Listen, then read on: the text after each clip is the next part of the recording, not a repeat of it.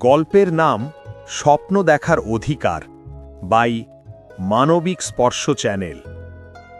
রাতের শহর নিস্তব্ধ। একটি ছোট্ট ঘরের জানালায় হালকা আলো ফুটছে। একজন মানুষ বসে আছে, চোখে ক্লান্তি, হাতে খাতা এবং পেন্সিল। অনেকেই বলেছে তোমার জন্য স্বপ্নের কোনো জায়গা নেই।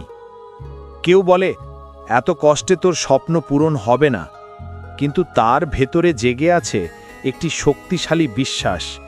স্বপ্ন দেখার অধিকার কারো কেবলমাত্র কথা নয়, এটা জন্মগত অধিকার। সে জানে যদি আজ সে স্বপ্ন দেখার সাহস হারায়, তাহলে একদিন সে নিজের ভবিষ্যতের দিকে তাকাতেও পারবে না। পরদিন ভোরে সে বের হয়, হাতের খাতা পকেটে রেখে স্মৃতি ও বাস্তবতার মাঝে হোঁচট খেয়ে হলেও এগিয়ে চলে।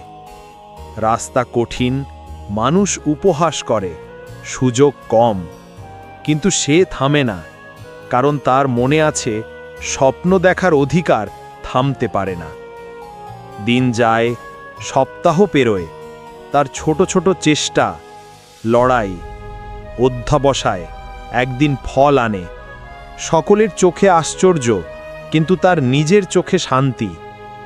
সে বুঝতে পারে স্বপ্ন শুধুমাত্র কল্পনা নয়, এটি বাস্তবে রূপ নেয় যদি চেষ্টা থামে না।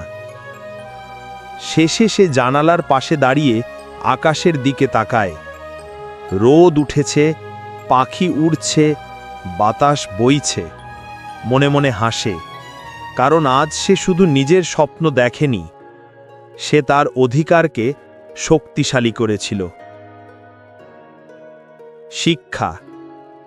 স্বপ্ন দেখার অধিকার কারো কণ্ঠ বা বাধার মাধ্যমে হারানো যায় না।